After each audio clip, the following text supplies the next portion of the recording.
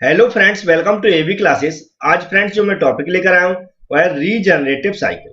Friends, regenerative cycle के अंदर आज जो मैंने टॉपिक शामिल किए हैं वह है रीजनरेटिव साइकिल की डेफिनेशन, इसका वर्किंग डायग्राम तथा इसका टीएस डायग्राम। इसके अलावा इसकी इफिशियंसी को निकालना सीखेंगे।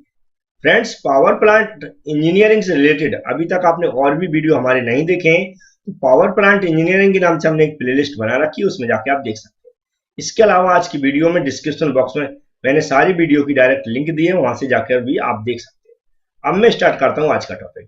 तो फ्रेंड्स, रीजनरेटिव साइकिल जो टॉपिक लिखा है उसके नीचे डेफिनेशन लिखी हुई है और दो डायग्राम बने। इन दोनों डायग्राम को फ्रेंड्स हम जूम करके समझेंगे, जिससे सारे कंपोनेंट्स जो नाम लिखे हुए हैं वो आप पढ़ सकें और इसको बना सकें तथा इसकी वर्किंग समझ सकें। अब मैं स्टार्ट करूंगा। सबसे पहले जो टॉपिक लिखा रीजनरेटिव साइकिल, यह क्या होती है तथा इसकी जरूरत क्यों पड़ी। तो सबसे पहले फ्रेंड्स, जैसा कि हम जानते हैं, जो हमारा थर्मल पावर प्लांट होता है या फिर उसको हम स्टीम पावर प्लांट बोलते हैं, उसकी इफिशियंसी कैसी है? लो है। कैसी है? लो है, मतलब कम होती है। ठीक है, एक कम क्यों होती है और किस साइकिल पे बेस्ड रहते हैं? ये दोनों पावर प्लांट किस पे बेस्ड रहते हैं? रैंकाइन साइकिल के ऊपर। ठीक है फ्रेंड्स, किस पे? रैंकाइन साइकिल के ऊपर। और रैंकाइन साइकिल की जो इफिशियंसी है वो कैसी है? कम है, या कह सकते हैं लो है, लगभग 30 से 40% के बीच में। ठीक है फ्रेंड्स, अब रैंकाइन साइकिल की इफिशियंसी लो क्यों है? ये रैंकाइन साइकिल को थोड़ा समझ लेते हैं, इसके बाद हम इसको रीजनरेटिव साइकिल पर चलेंगे। तो जैसा कि हम जानते हैं, जो रैंकाइन साइकिल है उसमें क्या होता है? एक बॉयलर होता है जिसके अंदर वाटर से हम क्या करते हैं? स्टीम को जनरेट करते हैं। अब स्टीम को जनरेट करने के बाद जो हाई प्रेशर स्टीम निकलती है किसके अंदर जाती है? टरबाइन के अंदर जाती है। टरबाइन के अंदर फ्रेंड्स क्या होता है? जो रोटर लगा रहता है वह मूव होता है, उससे हमें मैकेनिकल वर्क मिलता है और हमें इलेक्ट्रिसिटी जनरेट करने को मिलती है। उस टरबाइन के बाद जो हमारी स्टीम रहती है वह डायरेक्ट कहां भेजी जाती है? किसमें? कंडेंसर में, जो लो प्रेशर स्टीम रहती है। कंडेंसर के अंदर क्या होता है फ्रेंड्स? स्टीम कंडेंस होती है और फिर से उसको वाटर में कन्वर्ट किया जाता है। वह वाटर कन्वर्ट होकर फीड वाटर पंप के थ्रू डायरेक्ट फिर से बॉयलर में ही दिया जाता है। अब वह वाटर डायरेक्ट कहां पहुंच गया? बॉयलर के अंदर पहुंच गया। लेकिन अब बॉयलर के अंदर फिर से क्या करना? उस वाटर को स्टीम में कन्वर्ट करना। तो जो हमारा ईंधन है, इसे बोलते फ्यूल है या कोयला यूज करते हैं, उसको फिर से उतनी ही मेहनत करनी पड़ेगी उस वाटर को स्टीम में कन्वर्ट करने के लिए। तो इस तरह जो स्टीम को जनरेट करने की कैपेसिटी रहती है या रैंकाइन साइकिल कैसी हो जाती है? लो हो जाती है। ठीक है फ्रेंड, इसको दूर करने के लिए, ठीक है फ्रेंड्स, किस साइकिल का निर्माण किया गया? Regenerative cycle. अब रीजनरेटिव साइकिल क्या होती है इसकी डेफिनेशन के थ्रू समझते हैं। रीजनरेटिव साइकिल में क्या करते हैं फ्रेंड्स? जो हमारी रैंकाइन साइकिल होती है उसमें कुछ हीटर को ऐड कर देते हैं। किसको? कुछ हीटर को ऐड कर देते हैं। इन हीटर को गर्म करने के लिए हम जो हीट लेते हैं वह कहां से लेते हैं? टरबाइन से ही लेते हैं। ठीक है फ्रेंड्स, इन दोनों हीटर को गर्म करने के लिए हमें अदर कहीं से बाहर से हीट की जरूरत नहीं पड़ती है। ठीक है फ्रेंड्स, हम इसकी हीट को यूज करते हैं टरबाइन के अंदर से। ठीक है फ्रेंड्स, मतलब जितने भी हीटर हम कनेक्ट करेंगे वो कहां से कर देंगे? डायरेक्ट टरबाइन के अंदर से कर देंगे। अब ये हीटर वर्क कैसे करते हैं? तो जैसा कि हम जानते हैं कि जो हमारा कंडेंसर होता है उसके अंदर कंडेंस होने के बाद स्टीम, मतलब स्टीम वाटर में कन्वर्ट होने के बाद जो डायरेक्ट बॉयलर में जाती है, लेकिन बॉयलर में डायरेक्ट नहीं भेजते, उससे पहले हम क्या करते हैं? हीटर को कनेक्ट कर देते हैं। तो जो हमारी कंडेंस होने के बाद जो हमारी स्टीम कन्वर्ट हो गई किसमें? वाटर में। उस वाटर को हमने कहां से गुजारा? हीटर के अंदर से। तो हीटर के अंदर उसका टेम्परेचर राइज कर दिया जाता है, मतलब बढ़ जाता है। मतलब उस वाटर का, जो कंडेंस किए हुए वाटर का इतना टेम्परेचर बढ़ जाता है कि वह लगभग सेंसिबल हीट में कन्वर्ट हो जाता है। इसमें सेंसिबल हीट के बराबर हो जाता है। ठीक है, सेंसिबल हीट के बराबर इतना हो जाता है कि उसको थोड़ी सी का उसका टेम्परेचर अगर राइज कर दिया जाए तो किसमें? उसमें स्टीम में कन्वर्ट हो जाता है। तो जैसे ही ये दोनों या तीन हीटर जितने भी लगाए, उन हीटरों से गुजरने के बाद वाटर का टेम्परेचर हाई होने के बाद वह कहां? डायरेक्ट बॉयलर में जाता है। तो फिर बॉयलर के अंदर क्या होता है? जो हम फ्यूल यूज करते हैं, जो ईंधन यूज करते हैं, वह इसको थोड़े से टेम्परेचर देने की जरूरत पड़ती है उस वाटर को, तो जल्दी से क्या होता है? स्टीम में कन्वर्ट हो जाता है। इस तरह इससे क्या होती है? जो हमारी स्टीम को जनरेट करने की कैपेसिटी बढ़ जाती है और हमें अदर से कहीं से हीट लेने की जरूरत नहीं पड़ती है, हम इसी की टरबाइन की हीट को यूज करते हैं। अब फ्रेंड्स, ऐसे डेफिनेशन से आपको समझ में आया होगा, इसका यूज समझ में आया होगा। अब इसका वर्किंग डायग्राम समझते हैं कि कैसे काम करता है, उसमें कौन कौन से टर्म यूज करते हैं। तो फ्रेंड्स, यहाँ डायग्राम दिख रहा है। इसके सबसे पहले हम जो कंपोनेंट है उसको थोड़ा एक बार एक्सप्लेन कर देता हूँ, फिर इसकी पूरी वर्किंग समझेंगे। जैसा कि यहाँ फ्रेंड्स क्या लगा? बॉयलर लगा। बॉयलर का काम जानते हैं क्या होता है फ्रेंड्स? वाटर को स्टीम में कन्वर्ट करना है। यहाँ सुपर हीटर लगा फ्रेंड्स। सुपर हीटर का काम जानते हैं, जो बॉयलर के बाद जो हमारी स्टीम निकलती है उसको सुपर हीटेड करना, मतलब पूरी तरह मॉइस्चर खत्म करना। उसके बाद फ्रेंड्स यहाँ पर टरबाइन लगा हुआ है, जहां पर हाई प्रेशर स्टीम आती है और टरबाइन को मूव कराती है और यहाँ से हमारी इलेक्ट्रिसिटी जनरेट होती है। टरबाइन के बाद फ्रेंड्स जो हमारी स्टीम रिजेक्ट की जाती है वो कहाँ की जाती है, जो लो प्रेशर स्टीम होती है कंडेंसर के अंदर की जाती है। कंडेंसर के अंदर क्या होता है फ्रेंड्स, स्टीम कंडेंस होती है और फिर से वाटर में कन्वर्ट होती है। उसके बाद एक पंप के थ्रू कहाँ, जो इसमें हमने कितने 2 हीटर लिए हुए फ्रेंड्स, कितने 2 हीटर। आपको बता दूं फ्रेंड्स कि जो हमारा मीडियम प्रेशर जो हमारा बॉयलर होता है उसके अंदर, ठीक है फ्रेंड्स, कम से कम मैक्सिमम 3 तक हम हीटर यूज कर सकते हैं, उससे ज्यादा नहीं। इसके अलावा जो हाई प्रेशर बॉयलर होता है उसमें 5 से 7 मतलब 5 से 7 हीटर यूज कर सकते हैं, ठीक है फ्रेंड्स। तो यहाँ मैंने आज जो एग्जांपल लिया 2 हीटर का लिया हुआ है। तो फ्रेंड्स यहाँ पर देखा है 2 हीटर को कनेक्ट किया गया, जो कंडेंसर के बाद जो कंडेंस होने के बाद स्टीम जो वाटर में कन्वर्ट हुई हुआ है किसके अंदर से, 2 हीटर के थ्रू गुजारी जाएगी और फिर से उसको बॉयलर में वाटर को भेजा जाएगा, ठीक है फ्रेंड्स। इतना समझ में आ गया होगा इसके कंपोनेंट। अब हम इसकी वर्किंग को समझते हैं। तो जैसा कि फ्रेंड्स इसमें कुछ कंसीडर डाटा कर रहे हैं, जैसा कि मान लिया मैंने कि जो स्टीम है, ठीक है फ्रेंड्स, क्या मान लिया, क्या है, एक स्टीम है जिसको हम टरबाइन के अंदर भेज रहे हैं, उसकी क्वांटिटी कितनी है 1 kg। एक एग्जांपल लिया कि हमने जो स्टीम ली है सबसे पहले कितनी ली है 1 kg ली है। तो 1 किलोग्राम स्टीम को हमने किसके अंदर भेजा, टरबाइन के अंदर। अब टरबाइन को अंदर एक पॉइंट दिया है यहाँ पर कितना 1, यहां से मैंने एक कनेक्ट कर दिया हीटर 1, हीटर ये 1 दिख रहा है, इसको कनेक्ट कर दिया कहां से, 1 से। अब हीटर जो है वो हीट कहां से ले रहा है फ्रेंड्स, इस टरबाइन के अंदर से। तो मैंने ऐसा मान लिया कि जैसे ही इसके अंदर हीट गई, हीट के जो स्टीम कितनी जा रही, 1 kg आ रही, उसकी कुछ हीट को कहां से, यहां से कनेक्ट हीटर किया, उसमें से उसने रिसीव कर ली। तो हमने ऐसा मान लिया कि इसमें से जो हीट को रिसीव किया वो कितनी क्या मान ली मैंने, m1, यहां दिख रहा है m1, जो कितनी रिसीव कर ली, m1 रिसीव कर ली। तो यहाँ के बाद जो आगे हीट बढ़ेगी वो इसमें से कुछ कम हो जाएगी, मतलब कितनी कम हो जाएगी, m1 कम हो जाएगी। तो हमने मान लिया 1 के बाद जो स्टीम आगे बढ़ेगी वो कितनी बढ़ेगी, 1 माइनस m1। क्या है, ये हीट की क्वांटिटी है, क्योंकि 1 kg हीट की क्वांटिटी थी, उसमें से हमने m1 क्वांटिटी निकाल ली, तो हमारे पास कितनी बचेगी, 1 माइनस m1 क्वांटिटी बचेगी। अब इसके बाद जो हमारी 2 हीटर लगा, वहां तक कितनी पहुंच रही, 1 माइनस m1 हमारी हीट की क्वांटिटी पहुंच रही। 2 हमने कनेक्ट किया, फिर क्या किया, दूसरा हीटर कनेक्ट कर दिया। हमने मान लिया जो दूसरा हीटर कनेक्ट किया वो है जो हीट की क्वांटिटी है, क्या कह सकते हैं, स्टीम को कितनी ले रहा है, m2 ले रहा है, हीट की क्वांटिटी कितनी ले रहा है, m2 ले रहा है, हमने ऐसा मान लिया। तो जो हीटर है उसको कितनी क्वांटिटी आ रही है, m2 जा रही। तो हमारी यहाँ पर कितनी थी, जो हमारी स्टीम की हीट की क्वांटिटी कितनी थी, 1 माइनस m1।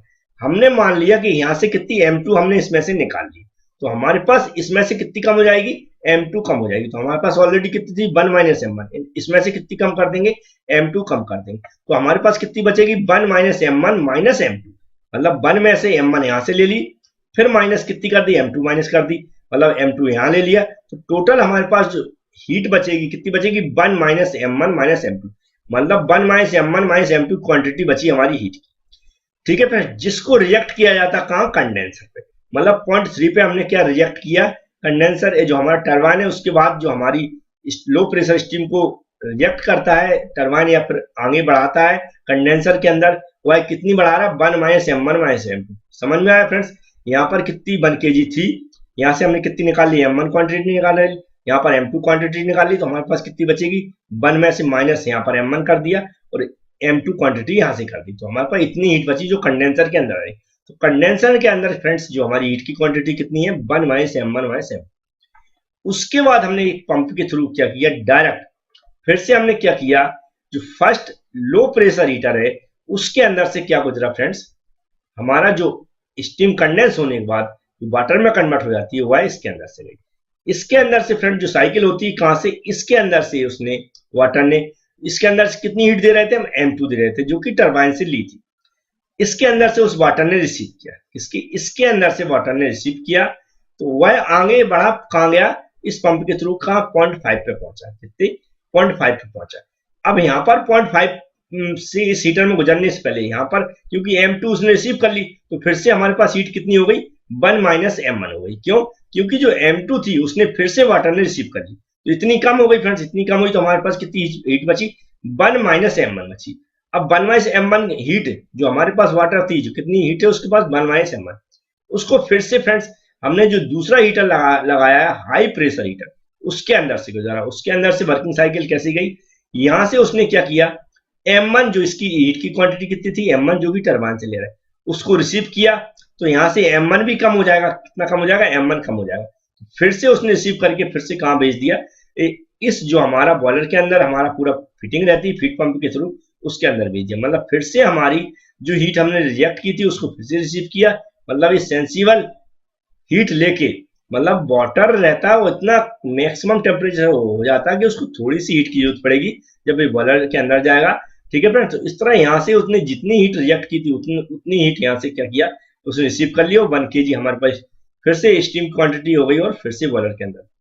ऐसा प्रैक्टिकली संभव नहीं होता, लेकिन फिर भी फ्रेंड्स कुछ संभव होता है फ्रेंड, जिसमें हम इसकी कुछ तो एफिशिएंसी बढ़ा सकते। तो फ्रेंड्स इस तरह ये वर्किंग कंटिन्यू चलती रहती है फ्रेंड्स। अब इसका टीएस डायग्राम समझते हैं और इसकी फिर हम एफिशिएंसी समझेंगे। तो फ्रेंड्स ये टी और एस लिखा है, ये टी मीन्स टेम्परेचर होता है, एस मीन्स एंट्रोपी होता है। क्या, टेम्परेचर और एंट्रोपी के बीच में एक वर्किंग डायग्राम है फ्रेंड्स, जो इसकी वर्किंग होती है, किस तरह ये टेम्परेचर एंट्रोपी में परिवर्तन होता है वह शो कराता है। तो जैसा यहाँ जीरो लिखा, क्या लिखा फ्रेंड, जीरो, इसकी साइकिल पूरी यहाँ पर नंबरिंग दी है, उसको आप देख लें। 0 1 मतलब पहले हीटर पे, 2 मतलब दूसरे हीटर पे, 3 मतलब जहां हीट को रिजेक्ट किया, 4th मतलब कंडेंसर के बाद जो स्टीम आई हुई, 5th मतलब फर्स्ट हीटर के बाद, 6 मतलब 6 जो हमारा नेक्स्ट हीटर है हाई प्रेशर हीटर उसके बाद। तो ये पॉइंट पूरे दिए हैं, जैसा मैंने दिया वैसा आप दे सकते हैं। तो यहाँ पर जीरो से स्टार्ट हुई, जीरो फ्रेंड्स दिख रहा है जहां पर, क्यों यहाँ पर दिखाया गया, टेम्परेचर और एंट्रोपी कुछ दिखाएगी। मतलब इस तरफ बढ़ेंगे तो कुछ एंट्रोपी, इसके बाद ऊपर देखेंगे तो टेम्परेचर भी, मतलब हाई एंट्रोपी हाई टेम्परेचर की जो स्टीम थी उस कितनी थी, उसके पास 1 kg थी। 1 से कहा पॉइंट फ्रेंड्स कहां गया, 2 पर आया, कहा जीरो, सॉरी जीरो से 1 पर आया, मतलब जीरो से 1 पर आया। तो कितनी कितनी हीट बची इसके पास, 1 - m1 बची, जो मैं एक्सप्लेन कर चुका हूँ। m1 यहाँ से उसने रिसीव कर दी। ठीक है बस, 2 से 3, सॉरी 1 से 2, यहाँ देख रहा है 1 से 2, 1 से 2 आया फ्रेंड्स। ठीक है, 1 से 2 कितनी थी, 1 - m1 थी। जैसे 2 से 3 आया, 2 से 3 फ्रेंड्स कितनी, m2 यहां से रिजेक्ट कर दिया, तो कितनी हीट बची उसके बाद, 1 - m1 - m2 की क्वांटिटी की हीट बची। इसके बाद 3 से कहा गया 4, जो कि फ्रेंड्स यहाँ पर इसके अंदर से टेम्परेचर कैसा कांस्टेंट हो जाता है 3 से 4। ठीक है फ्रेंड्स, और एंट्रोपी क्या होती, डिक्रीज होती। 3 से 4 क्या शो करा रही लाइन फ्रेंड्स, एंट्रोपी डिक्रीज हो रही, जबकि 0 से 3 तक क्या दिखा रहा है कि टेम्परेचर डिक्रीज हो रहा है। टेम्परेचर यहाँ दिख रहा है ऊपर इंक्रीजिंग क्रम में, तो नीचे को आ रही तो क्या है, टेम्परेचर डिक्रीज दिखा रहा है, मतलब टेम्परेचर धीमे धीमे कम हो रहा है, और 3 पॉइंट तक आया कम हुआ। उसके बाद 3 से 4 कंडेंसर के अंदर टेम्परेचर कांस्टेंट रहा। ठीक है, जो हीट ली उसने वाटर से, उसके बाद क्या हुआ, वाटर कन्वर्ट हो गया, वहां पर क्या होगा, टेम्परेचर उसका कांस्टेंट हो गया। अब 4 से 5, कहा 4 से 5 के बीच में देखा, 4 से 5 में टेम्परेचर बढ़ा, क्या बढ़ा, टेम्परेचर बढ़ा थोड़ी देर के लिए। टेम्परेचर बढ़ने के बाद जो ग्राफ दिख रहा है 4 से 5 के बीच में क्या हुआ, टेम्परेचर भी बढ़ा और एंट्रोपी बढ़ा, मतलब एंट्रोपी इधर को बढ़ते हुए दिखा रहा है, टेम्परेचर ऊपर को।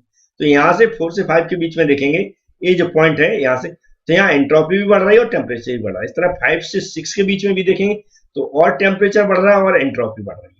ठीक है ना, इस तरह फिर से बॉयलर में पहुंचता, तो ये साइकिल हमारी ऐसी चलती रहती है। अब फ्रेंड्स इसकी इफिशियंसी भी समझ लेते हैं। तो फ्रेंड्स जो भी हम डेरिवेशन करते हैं उसमें कुछ डाटा कंसीडर करते हैं। सबसे पहले तो जैसा कि मान लिया m1 क्या है, जो इसकी यहाँ पर है, जो kg इतनी हाई प्रेशर जो हीटर है उसकी स्टीम है। m2 क्या है, जो हमारा दूसरा हीटर है उसकी स्टीम है, जबकि 1 - m2 m1 - m2 यहाँ पर चेंज कर लें, 1 - m1 - m2 गलती से लिख गया था। तो फ्रेंड एक कंडेंसर के अंदर इतनी जो स्टीम हमारी इंटर हो रही उसको शो कराया गया। H0 क्या है, एंथैल्पी 0.0 पर है। H1 क्या है, 0.1 पर एंथैल्पी। H2 क्या है, 0.2 पर एंथैल्पी है। H3 क्या है, 0.3 पर एंथैल्पी। H4 क्या है, 0.4 पर एंथैल्पी है। HF5 क्या है, इस पर एंथैल्पी है, जो कि HF का मतलब फ्रेंड्स क्या होता है, जो हमारी कौन सी हीट में कन्वर्ट होने लगती है, सेंसिबल हीट में। ठीक है फ्रेंड्स, ऐसी HF क्या है, एंथैल्पी 8.6 पर है। अब इसकी हम जानते हैं जो इफिशियंसी निकालने के लिए फॉर्मूला होता है, पहले से हम पढ़ चुके हैं या जानते भी हैं, जो वर्क डन अपॉन क्या होता है, हीट सप्लाई। तो उस फॉर्मूले को लिखते हैं सबसे पहले क्या, work done upon heat supply. तो फ्रेंड्स ये work done upon heat supply, तो हमें वर्क डन और हीट सप्लाई मालूम होगी तो फ्रेंड्स हम इसकी इफिशियंसी निकाल सकते हैं। और वर्क डन को याद रखें, वर्क डन आप जानते हैं कहां होती है, 0 से 3 के बीच में। क्यों फ्रेंड्स? क्योंकि ये पूरा वर्क डन किसके अंदर होता है? टरबाइन के अंदर, और यह एडियाबेटिकली एक्सपेंड होता है, मतलब एडियाबेटिकली एक्सपेंशन होती है। मतलब क्या होती है? हम जानते हैं कि कोई भी वर्किंग साइकिल समझिए, हम लोगों ने तो क्या समझा फ्रेंड्स, जहां एक्सपेंशन प्रोसेस होती है वहां पर वर्क डन हमें मिलता है। तो एक्सपेंशन प्रोसेस 0 से 3 के बीच में होती है, ठीक है फ्रेंड्स, जहां पर क्या ना तो हीट रिसीव की जाती, ना हीट रिजेक्ट की जाती है। एडियाबेटिक प्रोसेस आप जानते हैं। अब वर्क डन निकालते हैं, फिर हमें हीट सप्लाई निकालेंगे, इसको इस फॉर्मूले में रखेंगे। तो वर्क डन के यहाँ फ्रेंड्स फॉर्मूला लिखा है, मैं समझा देता हूं। जैसे यहाँ पर लिखा है M1H0 माइनस H1, मतलब यहाँ 0 से 1 के बीच में प्रोसेस देगा। 0 पे एंथैल्पी क्या थी? H0 थी, 1 पे क्या है? H1। मतलब जो यहाँ से यहाँ तक जो हीट है या एंथैल्पी बोल सकते हैं इसको, जो डिफरेंस है वह रखते हैं, तथा उसमें वहां पर जो मास है उसको रखते हैं। तो यहाँ पर जो मास है कितना है? M1, तो क्या कर देंगे? M1H0 minus H1। अब इस तरह हम क्या निकालेंगे? M2 के लिए निकालेंगे, M2 मतलब 0.2 पर निकालेंगे। तो 0 से 2 के बीच में जो एंथैल्पी का डिफरेंस है या हीट का डिफरेंस, तो 0 पे क्या है? H0 एंथैल्पी है, 2 पे क्या है? H2। तो इन दोनों का डिफरेंस रख दिया, H0 माइनस H2।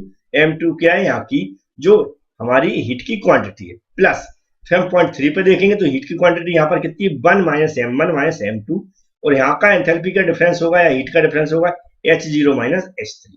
इस तरह फ्रेंड्स हम क्या निकालते हैं? वर्क डन निकालते हैं। अब क्या हमें जरूरत पड़ेगी? हीट की सप्लाई जरूरत पड़ेगी। हीट सप्लाई फ्रेंड्स क्या होती है? जो यहाँ पर हीट सप्लाई कर रहा है, तो जो यहाँ पर हीट मिल रही है, इन दोनों का हम क्या करते हैं? टोटल डिफरेंस निकालते हैं। मतलब इसके अंदर टोटल हीट कितनी सप्लाई की गई, कहाँ की गई? यहाँ से लेकर और S6 तक। तो इनका जो डिफरेंस देख लेते हैं। तो फ्रेंड्स हीट सप्लाई में जो डिफरेंस क्या हुआ? H0 जो यहाँ पर एंथैल्पी थी, HF6 कहाँ पर? जो यहाँ पर एंथैल्पी की हीट थी। इन दोनों को एंथैल्पी बोल सकते हैं या हीट बोल सकते हैं, एक ही बात है, इन दोनों का डिफरेंस। अब इन दोनों को सिर्फ हमें क्या इस फॉर्मूले में रखना है, वही हमारी इफिशियंसी होगी रीजनरेटिव साइकिल की। तो फ्रेंड्स ये हमारा रीजनरेटिव साइकिल का फॉर्मूला हो गया इफिशियंसी का। फ्रेंड्स न्यूमेरिकल अगर यूज करेंगे तो इस फॉर्मूले का यूज करके फ्रेंड्स हम न्यूमेरिकल सॉल्व कर सकते हैं और इसकी इफिशियंसी निकाल सकते हैं। फ्रेंड्स अगर वीडियो पसंद आया हो तो लाइक जरूर करें। Thank you friends.